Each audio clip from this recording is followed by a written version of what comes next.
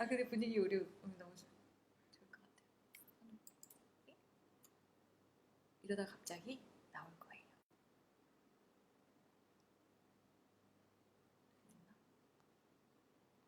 네 지금 시작했어요. 작가님. 어머 어떡해. 시작한지도 네네, 모르고 있었는데. 시작한 것 같습니다. 네, 여러분 안녕하세요. 저는 책벌레에서 책 읽는 책읽지라 이가희입니다. 오늘 제가 예고해드린 대로 화가의 마지막 그림의 미녀 작가 이유리 작가님이 나와주셨습니다. 네, 지금 이렇게 여러분들이 좀 들어와주고 계세요. 네, 안녕하세요. 네, 작가님 안녕하세요. 네, 화가의 마지막 그림을 쓴 이유리라고 합니다. 네, 너무 예쁘셔서 아, 사실- 왜 이러세요 또?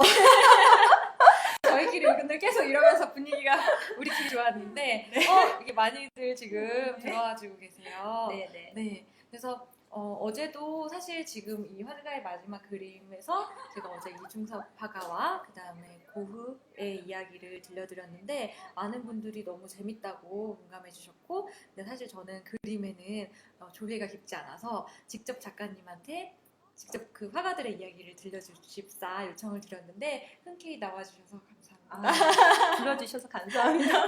네, 오늘 진짜 좀 사전에 저는 이제 이렇게 같이 방송하는 게 처음이니까 굉장히 지금도 긴장해 있지만 미리 이렇게 요청을 드렸더니 정말 많은 준비를 해주셔서 오늘 진짜 저희가 또 한보따리 이야기가 준비되어 있잖아요. 그거 다 소화할 네. 수 있을까 잘 모르겠어요. 네, 가급적 오늘 많은 이야기를 해보고자 네. 그렇게 한번 해보겠습니다. 막 이쁘다고? 제가 이 나이에 이 얘기 들으니까 참 좋네요. 네, 네, 그리고 작가님 온다고 해서 막 달려오신 분들 굉장히 작가님 미인이라고. 네. 아, 지금- 참, 저 네. 방금 고흐 얘기하셨잖아요. 네, 네. 이 얘기 좀 해야 될 것 같아요. 네. 고흐라고 하는 건요. 네. 사실 잘못된 말이에요. 아, 왜냐면 고흐의 아버지가 네. 테오도로스 반 고흐였나? 그렇고 음. 자 이름은 또 빈센트 반 고흐잖아요. 네. 동생은 테오 반 테오, 고흐예요. 네. 그럼 성이 무엇일까요? 공통된 게 무엇일까요? 반고흐. 그죠. 아. 성이 반고흐입니다. 근데 그게 한국에 이상하게 들어온 거예요. 네. 뭔가 고흐와 고갱 이런 느낌. 왜냐면 있었는데? 일본 때문인 것 같아요. 일본 저는 제가 정말 어릴 때는 고흐라고 안 그랬거든요. 고호라고 그랬어요. 고호. 아, 왜요? 킬리만자로의 표범 혹시 노래 아세요? 조용필? 가사는 잘 여기서 나이 차이가 나와.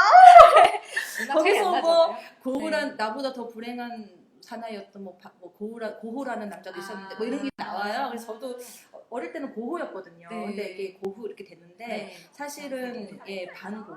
음. 그리고 네덜란드 되게 축구 선수 되게 유명한 사람 있던데요. 그 로빈 반 페르신가 아시나요? 축구 좋아하는 사람은 남자들은 많이 알더라고요. 근데 그 사람 사진 보여주고 이 사람 누구냐 물어보면 반 페르시라고 그래요. 페르시라고 안 부르고. 그러니까 그렇게 다 반이라고 하는 거는 반이 이렇게 이렇게 성이 포함된 거 알면서 네. 왜 고흐만 그러는 거 반고흐인데.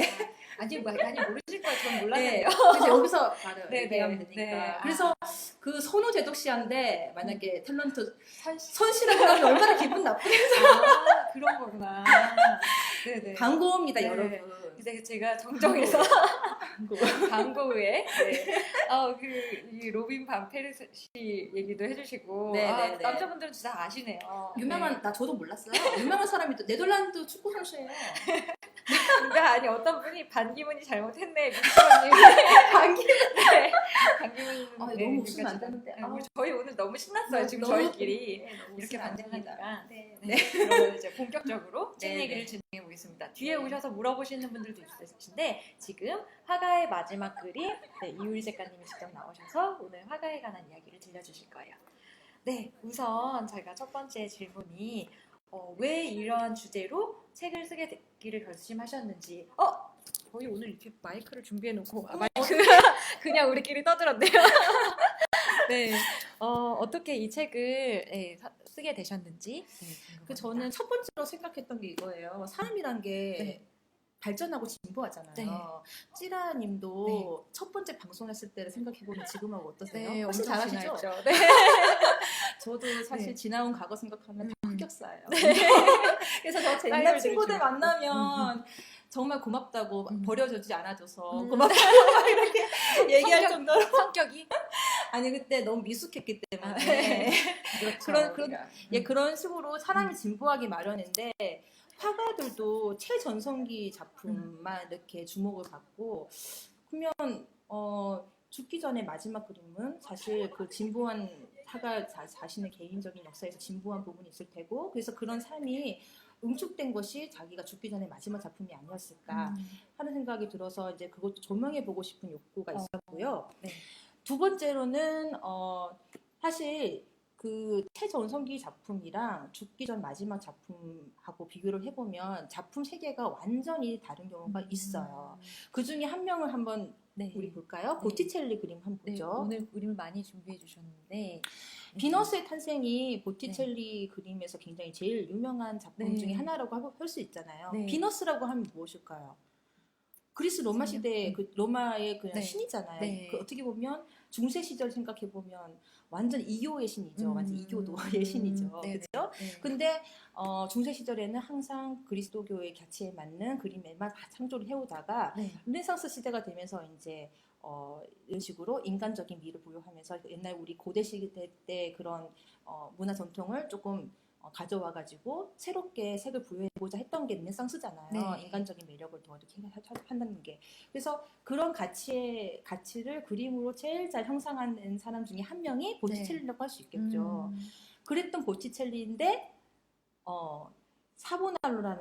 사보나롤라라고 네. 하는 수사를 만나면서 네. 완전히 인생이 바뀝니다. 네. 혹시 이것도 보티첼리가 그린 그림? 아니에요. 다른 사람이 그린 건데 네. 이 사보나롤라라는 수사가 어떤 사람이었냐면 막 종말론을 막 이렇게 막 이렇게 주창하면서 우리 지금 인간계가 다 썩었다. 중세 시대처럼 우리가 좀 더 신을 더 갈구하고 더 우리가 너무 죄를 지었으니까 이거 좀 더 좀 세신해야 된다 하는 사람 막 그런 식으로 막 공포감을 조장을 하면서 네. 그런 사람이었어요. 네. 근데 이 보티첼리도 사보날로라의 이 설교를 들은 거죠. 그러다 보니까 팬이었어요. 자기가 너무 두려워지기 시작한 거예요. 사보날로라가 비판하는 그 사람의 대상이 바로 자기였으니까. 네. 이교도의 그 그림을 막 그리고 그죠? 그래서 그때부터 이 사람의 죽기 전까지 그림이 완전히 달라지는 거죠. 신비의 탄생 볼까요? 네. 이게 바로 보티첼리의 마지막 그림이라고 할 수 있는데 전체 그림 보시면 좀 보여드릴게요. 정말 그리스도교 가치에 맞는 네. 기독교적 가치에 맞는 그림이라고 할 수 있습니다. 네. 보시면 마구간일까요? 네. 그래가지고 좀 확대해 볼까요? 네, 성모님이 네. 아기 예수를 낳았죠. 네. 이것을 막 축복하듯이 네. 하늘에는 천사들이 막 이렇게 원물을 추고 있고요. 그죠? 잠시만요. 저희 지금 노트북 스피커가 계속 나오나요? 혹시 소리가? 네. 꽂는 사실은 지금 꽂은 상태인데 이게 생방의 잠시만요. 묘미네요. 네. 네, 이런 시도를 지금 처음 하다 보니까 네, 혹시 지금도 스피커 저희가 다 끈 상태인데 계속 나오면은 얘기 좀 부탁드릴게요. 네, 안 나오는 것 같긴 한데 네, 이제 안 나온다고? 아유 그렇까요. 네. 오케이. 네. 계속 해볼까요? 네. 네. 하늘의 천사. 그죠? 다 그리. 축복하고 있고 네. 밑에도 보시면 막 껴안고 난리가 났어요. 네. 그러니까 네. 정말 그리스도교 가치에 맞는 그림이죠. 보티첼리 그림이라고 그 전성기 때 그림만 알고 있는 사람이라면 네. 이 그림이 과연 보티첼리의 그림일까? 네. 고개를 갸우뚱할 수 있을 정도로 완전히 그림의 하풍이 달라졌잖아요. 세계관이 달라졌잖아요. 그래서 사실 하가 여러 삶에서 쭉 하가의 삶을 전체로 보면 이 사람의 세계관이 변하는 건 정말 여러 모습인데 왜 한 면만 볼까? 한 면만 조명하는 게 좀 아깝다고 해야 될까요? 네네. 그래서 그런 네. 생각이 들어서 하가의 마지막 그림을 모아놓는 책을 한번 기획을 하게 됐고 네. 쓰게 된 것으로 네, 네. 하가의 마지막 그림. 네. 이라는 책을 쓰게 되셨고 네. 사실 근데 전 아까 그 그림을 보면서도 두 그림이 달라졌잖아요 라고 얘기하셨는데 그걸 말씀 안 해주셨으면 몰랐을 것 같아요. 책을 읽어보면 다 아시죠? 네네. 그래서 이게 책을 사실 그림이 알고 봐야 되는구나. 네 그런 느낌도 좀, 물론 그냥 그림 자체를 보면서 내가 받는 감흥도 있겠지만 사실 알고 보니까 훨씬 보이고 왜 이런 맥락에서 이 천사가 나왔고 뭐 그런 부분들을 좀 알 수 있어서 더 좋은 것 같아요. 네. 네. 그러면 책을 뭐 쓰고 싶으신 분들도 많고 사실 저도 언젠가는 네, 책을 쓰는 게 네, 꿈이고 그런데 어떻게 이제 책을 처음에 쓰게 되셨는지 그런 계기가 궁금해요. 작가님 개인의. 저는 사실 대학 졸업하자마자 기자 생활을 했거든요. 근데 기자 생활이라는 게 뭐 아시겠지만 하루 취재해서 하루 쓰고 정말 이게 하루살이 인생이에요. 근데 그런 생활을 6년 동안 하다 보니까 뭐 너무 소진된 듯한 느낌? 정말 이 표현이 딱 맞는 것 같아요. 진짜 마른 수건을 막 짜내는 억지로 짜내는 느낌. 그래서 마음 한켠에는 이런 소망이 싹 텄던 것 같아요. 남의 얘기를 전해 들어가지고 그 사람의 얘기를 쓰는 것도 물론 의미 있는 일이지만 나도 이제는 내 이야기를 쓰고 싶고 내 생각을 글로 풀어내고 싶다는 그런 욕망, 욕구 같은 게 있었어요. 근데 네.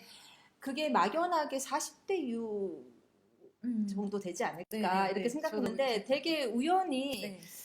연애하게 된 사람이 지금은 지금은 결혼을 네. 했지만 네. 이 사람이 작가였던 거죠. 그래서 이제 우리 한번 의기투합해서 이제 글을 써보자 이렇게 돼가지고 글을 쓰게 됐는데 되게 또 운이 좋게 그 원고가 한국간행문윤리위원회에서 그 우수 저작 우수 조작이 당선이 된 거죠. 네. 그래가지고 그 원고가 당선이 돼가지고 굉장히 좀 남들보다는 좀 안전하게 데뷔한 경우라고 할 수 있겠습니다. 그래서 네. 그 책이 바로 세상을 바꾼 예술 작품들이고요. 네.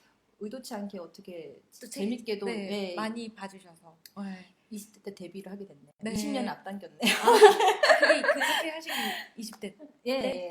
아니 물론 20대라고 하는데 참 29인데 참 민망합니다. 그래도 20대 때 지금도 얼마 안 되셨잖아요. 아니에요. 아유, 참, 얼마 안 되신 것 같은데. 네. 감사합니다. 네.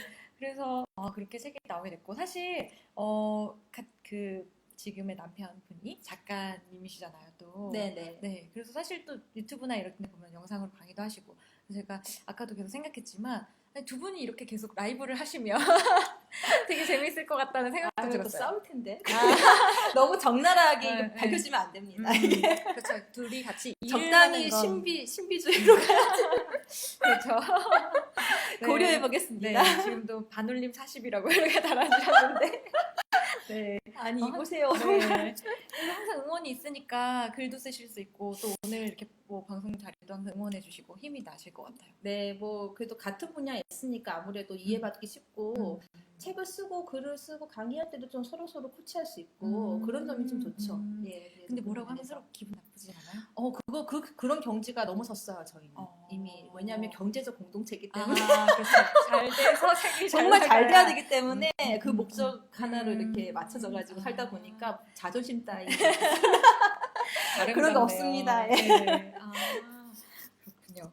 네, 그럼 이제 본격적으로 오늘 이제 본격적이야. 네, 우리끼리 계속 이제 본론이야. 네, 이제 화가분들에 대해서 좀 얘기를 들어볼게요. 네. 네, 그래서 어제 제가 방송하면서 좀 질문 달라고 했는데 지금도 최인태님이 뭐 이제 미술에 관심이 많아서 미술 쪽으로 쓰신 건가요? 라고 물어보셨어요. 저는 사실 어릴 때부터 왜 그렇게 됐는지 모르겠지만 그 책이나 잡지나 신문에서 그림을 이렇게 오려가지고 스크랩하던 게 그냥 취미였어요. 그게 왜 그런가 한번 곰곰이 생각해봤는데 저희 친정 엄마가 그 클래식 컴필레이션 음반을 많이 들으셨거든요. 근데 그게 웃긴 게 어떻게 된 미술과 음악이 짝꿍인지 꼭 그런 음반에 보면 명화가 네. 네, 그래서 자연스럽게 접하게 됐던 것 같고 그랬는데 결정적인 계기는 그 영국의 런던의 어학연수를 가게 됐거든요. 근데 하라는 영어 공부는 안 하고 그래서 이 모양 이 꼴인데 영어 실력이 미술 그 간이 다 공짜였거든요. 런던은 지금도. 예, 그래서 너무 신나가지고 거기 런던에 있는 미술관은 정말 발품 팔면서 다 다녔던 것 같아요. 그러다 보니까 어느 경지에 조금 올랐다고 해야 될까요? 음. 아니 솔직히 미술 전공자들 보기에는 코웃음 치겠지만 여하튼 저는 네. 너무너무 그게 제 삶을 바꿨던 아. 터닝 포인트가 아니었나 생각이 들었어요. 네. 네. 영어를 버리고 미술을 가져오시고 좀 딴짓을 한 거예요. 사실 보면 네. 진짜 어떻게 런던 가가지고 네. 영어 진짜 이렇게 영어를 공부를 못하는 아니, 사람이 있을까? 사실 잘하셨을 텐데. 네. 아닙니다. 관심이 없었으니까 그런 것 아. 같아요. 이게 애정이 바탕이 돼야만 뭐든지 잘할 수 있을 것 같아요. 그래서 저한테 음. 뭐 일부러 시켰으면 제가 이랬을까요? 네, 아닌 그렇죠. 것 같죠. 제가 정말 재밌으니까 네. 네. 그렇게 했던 것 맞아요. 같고. 네. 네.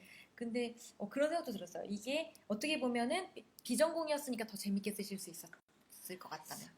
비전공자기 때문에 조금 다른 시각으로 미술을 음. 볼 수 있었던 것 같아요. 세상을 바꾼 예술 작품들 같은 경우에도 조금 다른 시도로 이렇게 썼다고 많이들 평가를 해주셨거든요. 그래서 2009년에 나온 책인데도 지금까지 꾸준히 찾으시는 분이 많은 거 보면 그러니까 정말 좀 되게 이상한 책이었던 거죠. 정말 좀 다른 시각으로 바라본 책이었던 거죠. 그래서 그게 아마 비전공자였기 때문에 좀 유리하지 않았을까. 제 입으로 말하기가 참 쑥스럽습니다. 아니요. 그래서 더 진짜 재밌고 쉽게 읽힐 수 있었을 것 같아요. 정말 네. 너무 자아자찬불이게. 네. 아니 근데 많이들 죄송합니다. 네, 공감을 또 해주시고요. 네. 근데 이제 희은님 소리가 자꾸 끊긴다고 했는데 네. 혹시 소리가 계속 끊기면은 소리가 끊길 때 이게 사실 페이스북 버그가 있어요. 그래서 나갔다가 오시면 괜찮을 수도 있고 혹시 나갔다가 오셔도 계속 그러면 저희가 다시 시도를 해야 될 수도 있습니다. 그래서 얘기를 해주시면 좋을 것 같아요. 이제 진짜 다시 그 화가 이야기로 돌아가서 네 방금 그 이제 최인대님이 어제 주신 질문인데 우리한테 잘 알려져 있지는 않지만 이 작가는 꼭 알았으면 하는 화가는 누가 있나요? 이제 숨겨진 화가를 알려주세요라고. 네.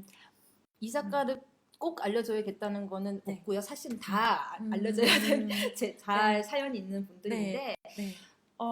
많이 알려져 있지 않은 작가를 한번 보니까 라우리, 영국의 작가 라우리가 떠오르더라고요.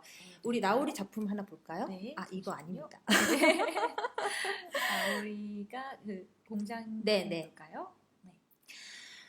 작품을 보면 공장지대죠. 네. 거기서 이제 퇴근을 하는 사람들을 이렇게 원경으로 이렇게 그린 건데 보면 다들 이렇게 말라가지고 구부정한 자세로 이렇게 뭐 각 개개인의 개성도 없이 보이고 그런 사람들이 보이는데 이게 라우리의 특징이에요. 공장지대를 배경으로 해서 이렇게 약간 특징 없는 사람들이 공중으로 막 몰려다니는 거. 그래서 매치스틱맨이라고 이렇게 성냥개비 인간이라고 이렇게 얘기를 할 정도로 이제 그런 그림을 그린 작가이거든요.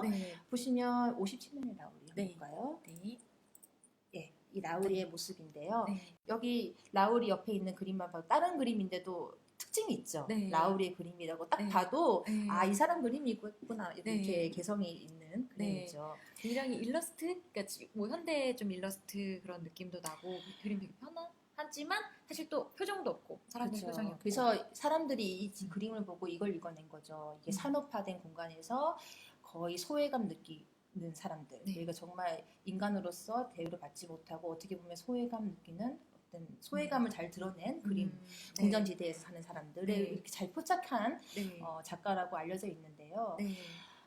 그래서 오아시스라는 그 아시죠? 영국의 록밴드 그 사람들도 라우리의 그림이 영향을 받아서 뮤직비디오를 이렇게 제작을 하기도 했고요. 저 이 뮤직비디오를 먼저 받아서 봤는데 진짜 느낌이 너무 좋았어요. 그냥 이렇게 보고 있는데 아마 지금 보시는 분들도 그럴 텐데 너무 울림이 있더라고요. 그냥 이렇게 한참 보게 되더라고요. 오아시스의 그 마스터피스, 제 발음이 유튜브에 나오면 나 이거 치면 나옵니다. 그래서 사실 이렇게 영국에서는 그 정도로 좀 유명한 작가라고 할 수 있고요. 근데 라우리가 좀 약간 불행하게 살았어요. 왜냐하면 외동 아들이었는데도 어머니의 아버지의 사랑을 못 받은 거예요.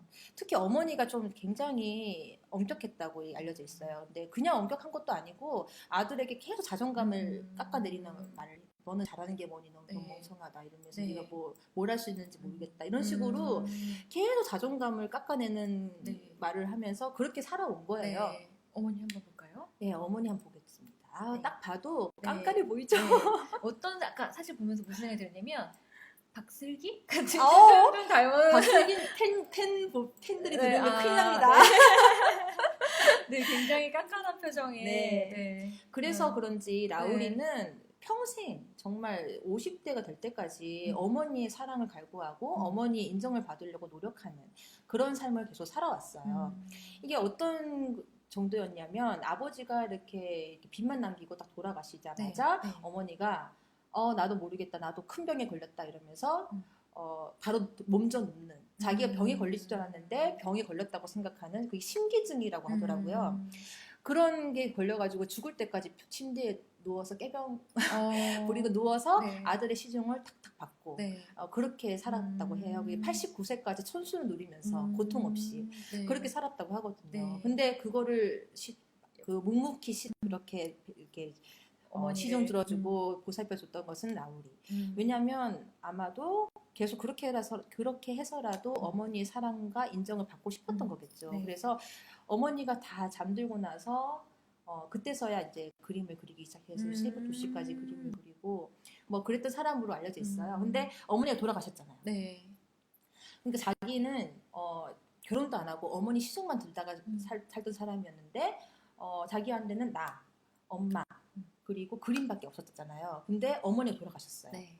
어떻겠어요? 완전 아르르르르 무너졌겠죠. 네. 근데 그래서 사실 굉장히 한편으로 해방감도 있지 않았어요? 글쎄요, 그거는 뭐 모르죠. 근데 자기는 너무 힘들었다고, 자기 한 축이 무너진 거니까. 그래서 그렇게 살다가 어느 날 자신의 인생에 어떤 소녀가 등장합니다. 누굴까요? 글쎄요. 알지만 일단 글쎄요.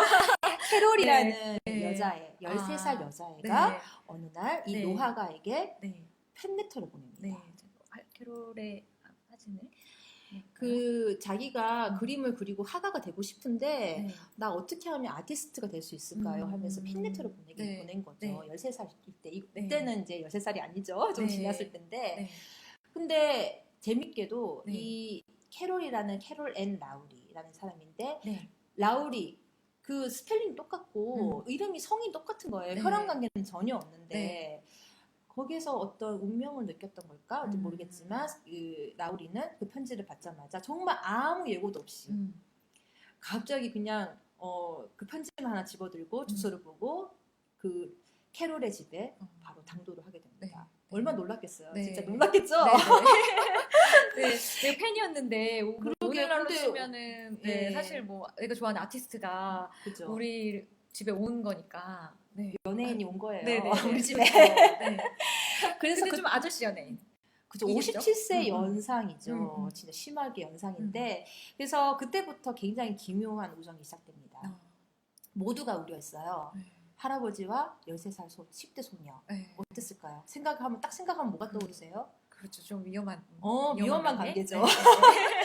네. 너무 네. 어리니까 여자애가. 네. 근데 그런 우려와는 상관없이 정말 진짜 어른 중에 어른으로 정말 대우하면서 어리다고 한 번도 무시한 적도 없고 정말 진짜 어른으로 캐롤을 대등한 인간으로 대우를 했다고 해요. 그래서 발레 공연도 같이 다니고 그러면서 캐롤의 그 학비도 다 대주고 이런 식으로 굉장히 정말 이상적인 우정 관계를 네. 만들어냈는데 네. 그래서 뭐 이렇게 얘기했다고 해요. 생전에 내가 죽으면 너에게 피아노랑 서랍장 한 장 정도는 너한테 유산으로 남겨줄게 뭐 이렇게 얘기한 거예요. 네네. 그래서 부자지만. 그러니까 네. 그런 식으로 이렇게 지내던 사이였는데 죽죠.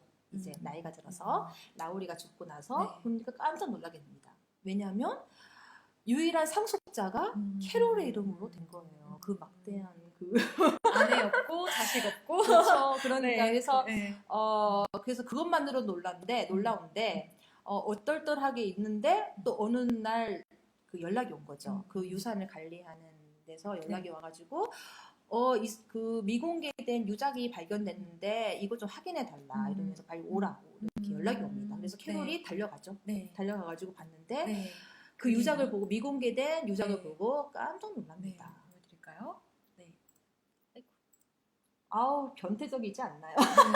아니 근데 이것도 뭐 그 얘기를 안 듣고 보면 그냥 뭐 예술 작품인가 보다 할 수 있을 것 같은데. 막 찢어지고 이제 네. 아마도 이렇게 정말 네, 이제 네. 자기가 그냥 그린 거겠죠. 네. 보면 이 찢어진 상태로 발견이 되는 거예요? 아니면 그쵸. 이거 맞춰도 어떤 표현이었던 아니에요. 그건 다 아니고? 찢어진 걸로 아. 이렇게 마리오네트 시리즈라고 하더라고요. 네, 네, 보면 아까 봤던 라우리의 그 작품하고 정말 작품 세계 느낌이 다르잖아요. 네, 그죠? 그래서 네. 일단 너무 다르고 맞아요.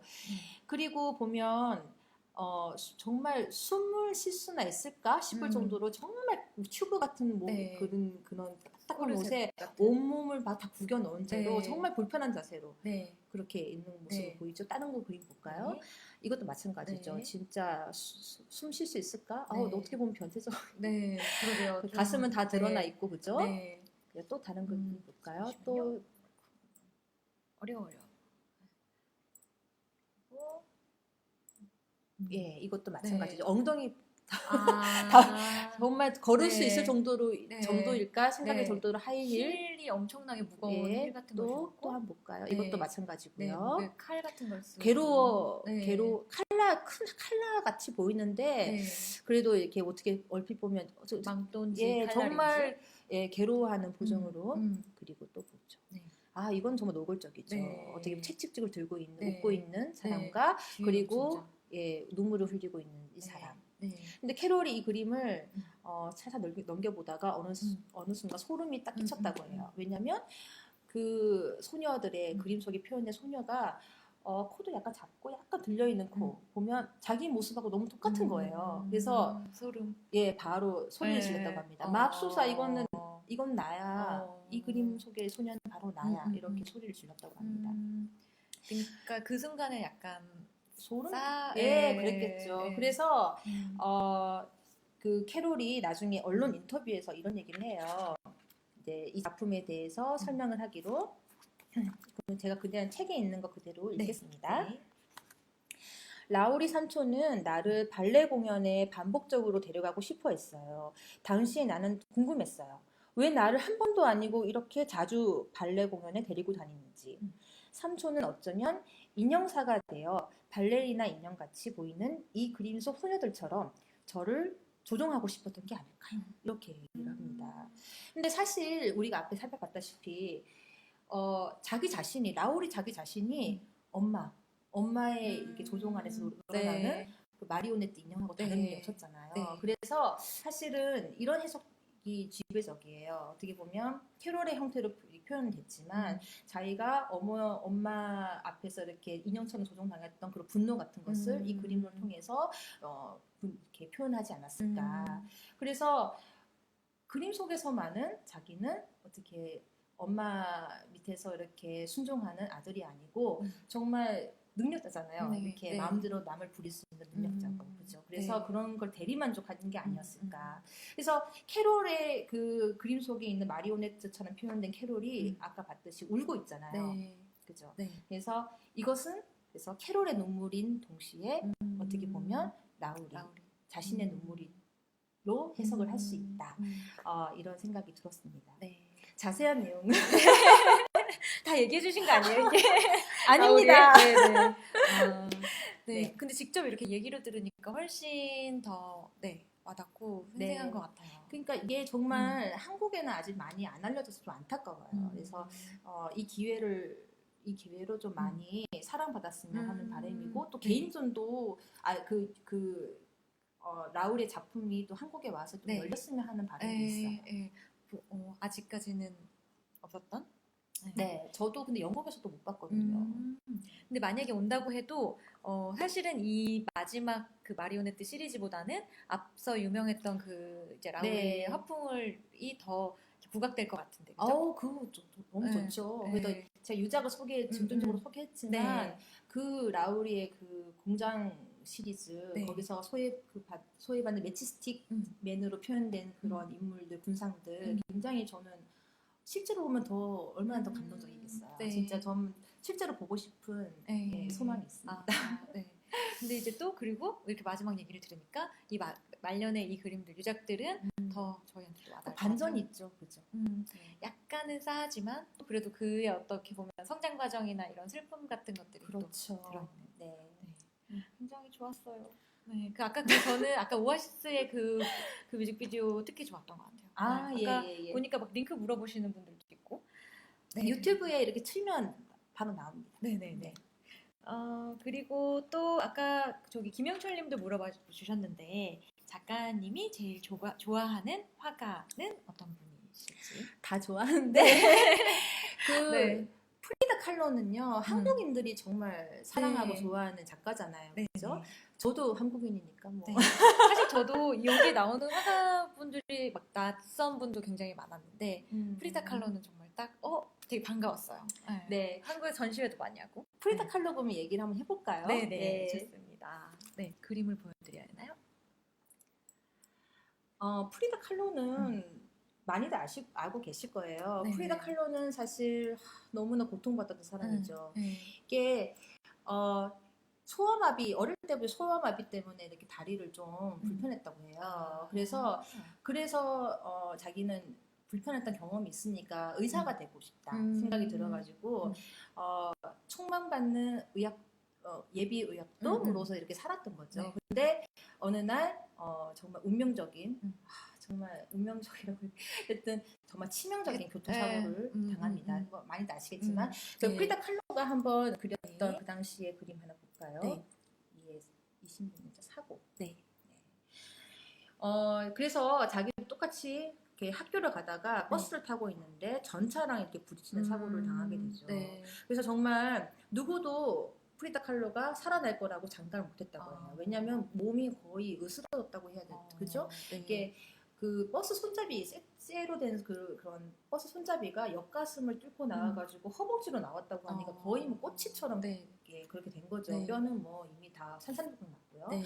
그래서 누구도 이렇게 다시 살아날 거라는 장담을 못했지만 네. 프리다 칼로는 어떻게든 이 퍼즐 조각 맞추듯이 네. 조립을 해가지고 네. 이제 살아나게 되죠, 기적적으로. 네. 그래서 어떻게 보면 9개월 동안 깁스를 한 채로 누워 있었다고 하는데 대신 우리가 뭐 총만 받는 의사 대신에 예술가를 얻었으니 다행이라고 해야 될지 어떻게 해야 될지 말을 못하겠지만 네. 예, 이것도 참. 네. 그래서 프리다 칼로가 네. 칼로의 침대를 한번 볼까요? 네. 네. 네. 이렇게 깁스를 하고 살니까 네. 너무 이렇게 어떻게 뭘 해야 될지 뭐 그 당시 TV가 있었나? TV 있었나? 네. 그래서 누워만 지금- 있으니까요, 네. 그죠? 네. 그래서 이 침대가 되게 재밌는 게 네. 위에 천장에 네. 거울이 있어요. 그러니까 그렇네요. 누워만 있어야 되니까 이제 음. 거울을 천장에 달린 거울을 보면서 네. 특수 이제를 이렇게 마련해가지고 네. 근데 그림을 그리면서 자기 얼굴 거울에 비친 자기 얼굴을 그리면서 네. 그때부터 뭐 우리가 얘기하는 프리다 칼로 예술가 프리다 칼로가 네. 이제 탄생하게 된 거죠. 네. 근데 뭐 아시다시피 얼마나 네. 고통스러운 일입니까? 네. 정말 보면 부서진 척추 한번 볼까요? 네. 잠깐만요. 궁금한 게 있는데. 네. 어느 나라 남미였던 것 같은데 그죠? 멕시코요. 그 항상 눈썹이 이렇게 이어져 있잖아요. 이걸 이렇게 직접 원래 그러니까 약간 그 문화인지 유행이었는지 자기가 그래요. 자기가 생긴 게 그래요. 원래 근데 조금 좀 두드러지게 표현을 한 건 맞죠. 그 정도까지는 땡땡이니까. 아니었는데 일자 눈썹 그 정도는 네. 아니었는데 가운데가 완전히 거의 붙어 근데 있는. 그게 거의 트레이드 마크가 됐으니까. 네. 예. 그렇죠. 그러면은 어떤 그림 볼까요? 보니까 그 자기 외할머니가 또 그렇더라고요. 친할머니가 그런 약간 그렇게 비슷하더라고요. 네. 그래서 어떤 진하게 생긴 이상. 네. 어디를 볼까요, 그림? 그래서 이제 그 9개월 동안 깁스를 하고 나서 정상적인 생활이 되진 않았죠. 왜냐하면 네. 그 사고 자체가 너무 치명적인 사고여서 네. 죽을 때까지 네. 척추 수술 7회를 포함해서 총 32회의 외과 수술을 받고 뭐 유산도 감내하고 해야 됐고 그래서 그런 아픔 같은 게 절대적으로 네. 자신의 예술 세계를 지배하기 시작한 거죠. 그 중에 네. 하나가 부서진 척추 네. 그림이라고 할 수 있겠습니다. 네. 보면 그냥 고통받는 육체죠, 그죠? 네. 그 척추가 있어야 할 자리에 네. 이오니아식 기둥으로 표현된 그 기둥이 있는데 이게 네. 조각조각 나 있고 뭐 전신에 못이 이렇게 박혀 있는 것은 이제 만성적인 자신의 통증을 네. 이제 나타내는 그림이라고 그런 장치라고 할 수 있겠고요. 네. 근데 이렇게 육체적인 고통뿐만 아니고 정신적인 고통도 사실 심했거든요. 뭐 네. 다들 많이들 아시다시피 뭐 남편인 디에고 리베라가 정말 천하의 남봉꾼이었잖아요. 네. 그래서 정말 어떻게 보면 프리다 칼로 인생 자체는 육체적인 것뿐만 아니고 정말 정신적 스트레스도 정말 보통 사람들이 감내하기에는 정말 상상도 못할 정도의 그런 고통을 감내하며 살았는데 이 사람의 그 마지막 작품은 무엇일까요? 정말 보면 고통으로 뭐 응어리진 작품이라고 사람들이 생각하기 마련이잖아요. 네. 그런 삶을 살았습니다. 네. 그죠? 네. 마지막 작품 보겠습니다. 인생 만세. 오. 수박이 네. 있죠. 네. 보면 새빨개가지고 네. 한 입 깨물면 뭐 가육이 뭐 철철 흐를 정도로 정말 생명력이 넘치죠. 네네. 그죠? 네. 육감적이기도 하고요. 네. 어떻게 보면 생에 대한 그런 찬미 뭐 이런 게 느껴지는데 사실 왜냐하면 수박에 보면 글자 잘 보이실까요? 네. 비바 라 비다라고 음. 되어 있어요. 어. 이게 멕시코는 스페인어잖아요. 네네. 이게 뜻이 보면 삶이여 만세, 인생 만세라는 뜻이에요. 근데 보면 프리다 칼로가 자신의 마지막 작품에서 삶이여 만세라고 이렇게 천명을 한 거죠. 평생을 고통스럽게 살았는데도. 그렇죠. 이게 사실 이게 재밌다. 되게 너무 웃긴 게요. 네. 정물화잖아요. 네. 이게 정물화인데 네. 사실 서양 미술에서 정물화는요. 네.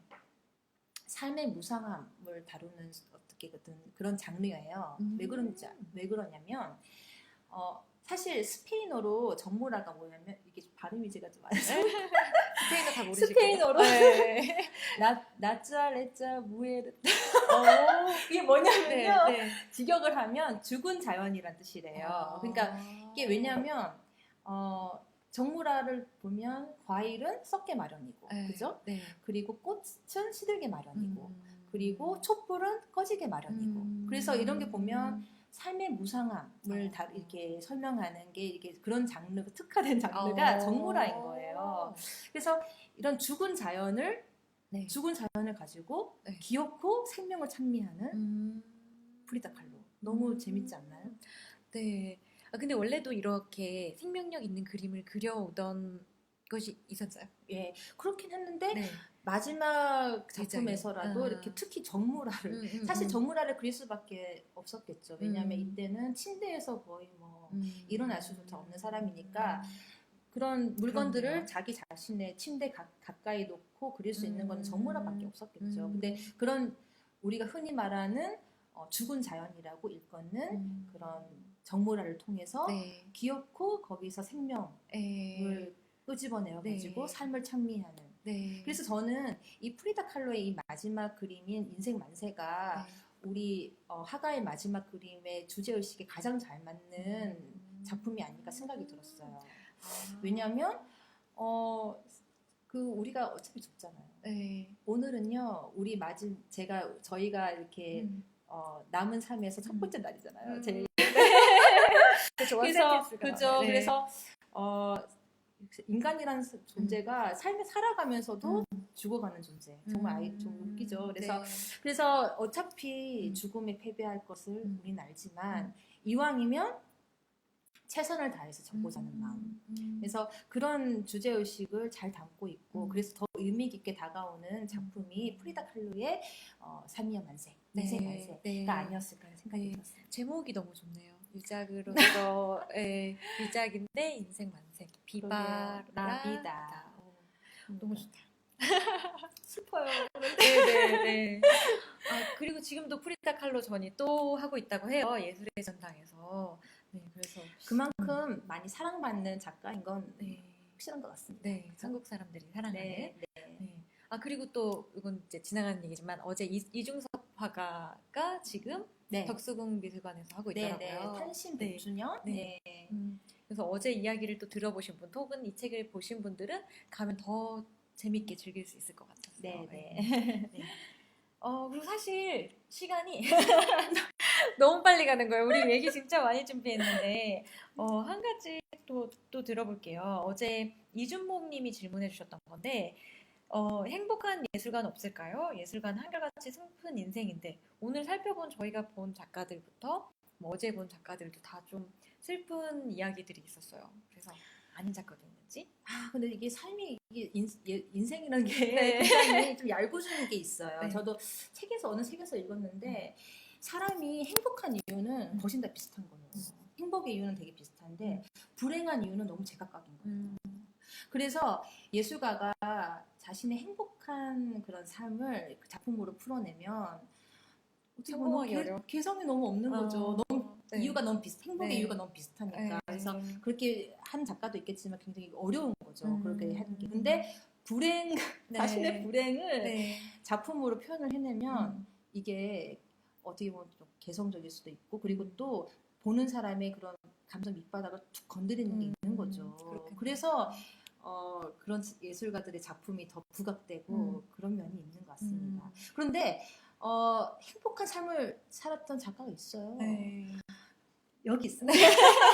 화가의 마지막 그림에서도 확인할 수 있는 에드워드 호퍼라고요. 네. 한 그림 하나 볼까요? 네. 어떤 그림일까요? 밤새많은 사람들 볼까요? 네. 이게 이게 광고에서 많이 보셨을 거예요. SSG 그 신세계 숲 네네네, 있잖아요. 숲. 맞아. 그게 에드워드 호퍼의 작품을 가져와가지고 패러디한 거거든요. 이게 다 그걸 보시면 아시겠지만 네. 어떻게 보면 도시에서의 이렇게 고립된 장소에서의 그런 인간의 그런 현대에서 살아가는 사람의 소외감, 네. 고독 네. 이런 거를 잘 드러낸 이제 작가라고 이렇게 인정을 받고 있거든요. 그런데 되게 재밌게도 그런 것을 많이 잘 표현한 작가인데 네. 자신의 실제 삶은요 너무 안정적이고 평화로웠던 거예요. 왜 그런지 아세요? 왜요? 마누라를 잘 뒀어. 진짜? 장가를 잘 갔어요?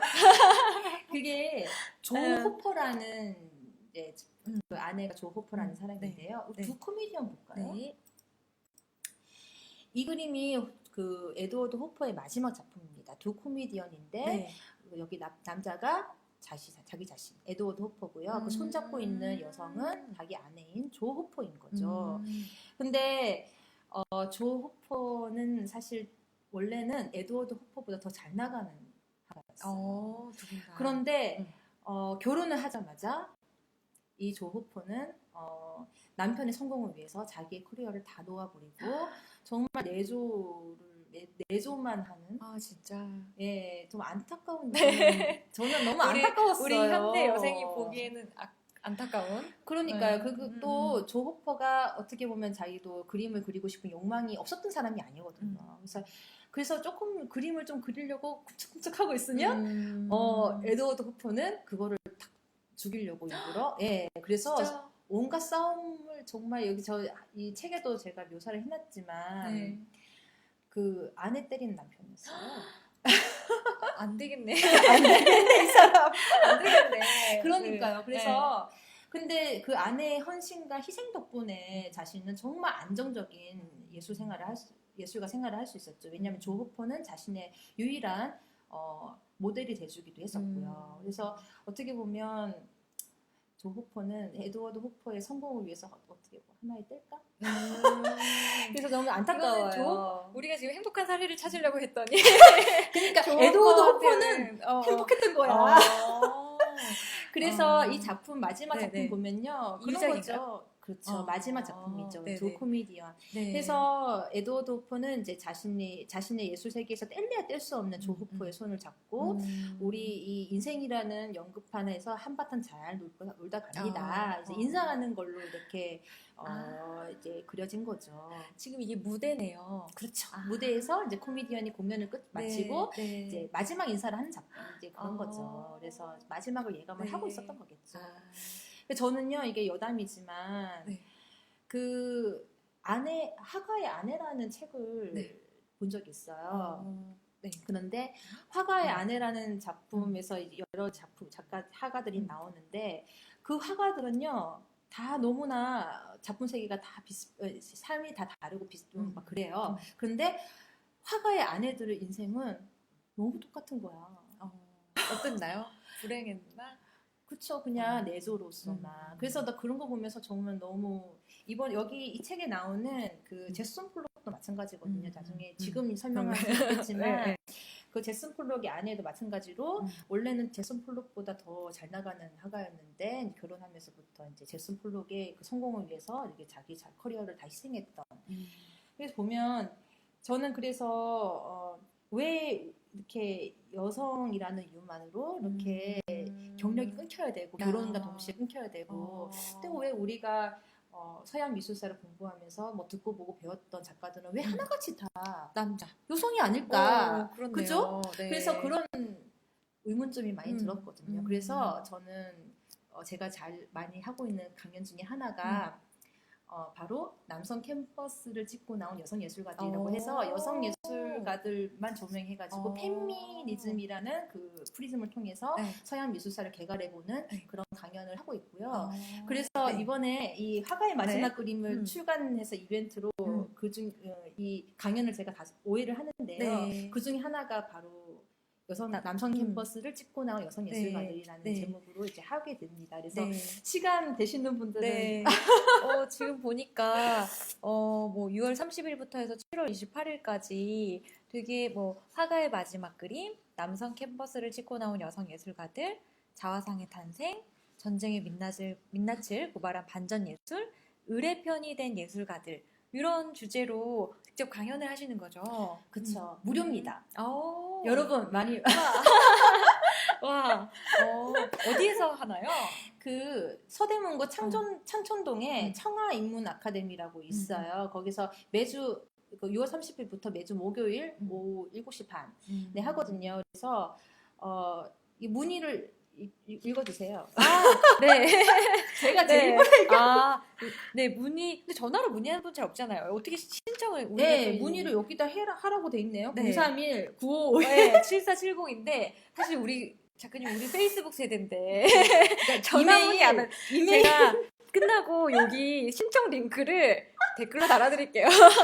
네, 그래서, 여러분 많이 네. 와주세요. 서대문구 창천동 예. 청아인문 아카데미에서 진짜 저도 시간 되면은 가보고 싶어요. 저도 사실 처음에도 말씀드렸지만 미술 작품에 대해서 좀 약간 뭐 지식이 없는데 이 책도 보고 작가님도 만나면서 되게 이게 좀 알고 보고 또 그래야 좀 더 보이겠구나 그런 생각이 많이 들어서 가보고 네. 싶네요. 첫 번째는 그 화가의 마지막 그림이라고 되어 있는데 그 어제 잠깐 언급하셨잖아요. 네네. 어떤 방고흐. 네, 방고흐. 방고흐의 그런 마지막 작품이라고 하면 그 보통은 많이들 얘기하시잖아요. 그 까마귀가 나는 밀밭이라고요. 네. 근데 그게 사실은 이미 다 세계에서는 다 이제 아니라고 정리된 분위기예요. 유작이 네, 아니라. 유작은 2주 전에 그린 거라고 정리가 된 정리가 됐거든요. 네네. 그래서 근데 정말 마지막 그림이 뭔지 궁금했는데 나무뿌리라고 이렇게 그게 방고흐 미술관의 이제 큐레이터가 책을 내가지고 이제 그렇게 주장을 했고요. 그래서 네. 거기에 대한 설명을 제가 강의에서 할 거고요. 두 번째로는 자살이냐 타살이냐 했을 때 그 타살설에 대해서 이것도 그냥 아직은 설인데 그래도 요즘에는 전문가들 사이에서는 이제 타살로 약간 기우는 추세예요. 네네. 왜냐하면 지금은 방고흐 미술관에서는 중립을 지킨다고 네. 자살설하고 타살설을 두 개 다 이제 소개를 하고 있는데 비공식적으로 네. 그 방고흐 미술관의 큐레이터가 비공식적으로 얘기한 거는 방고흐는 자살로서 자신의 마지막을 굉장히 웅장하게 장식했다. 그래서 자살은 방고흐에게 일종의 면류관이다. 이렇게 되게 애매한 표현을 한 거죠. 면류관. 그 예수님 보면 가시 면류관 이러잖아요. 그 순교자의 관이라는 거죠. 그래서 자살은 방고흐의 자살은 일종의 면류관이기 때문에 면류관이다 이렇게 얘기한 게 되게 애매한 거죠. 그러니까 자기는 공식적인 입장을 밝힐 순 없고 그렇지만 자기 마음에는 타살이라고 생각한다 이렇게 얘기한 거죠. 그래서 거기에 대해서 되게 자세히 네. 책에서는 얘기하기가 되게 힘들었거든요. 왜냐하면 마지막 그림이잖아요. 네. 그래서 타살설에 대해서 얘기를 자세하게 많이 남기가 힘들었는데 강연에서는 또 더 풀 수 있으니까 방고흐에 대해서 관심 있으신 분들은 한번 오시는 것도 이러다가 다 여기 있는 얘기를 다 하게 생겼어요. 네, 그래서 아니 이상하게 자연스럽게 우리가 뭔가 마무리로 달려가서 네. 네, 이 그 강의들을 소개했는데 제가 제 뭐 타임라인에서도 그렇고 이제 좀 링크를 남겨서 관심이 있으신 분들은 더 이 강의 네, 작가님의 강의를 좀 들을 수 있도록 소개를 하도록 하겠습니다. 네.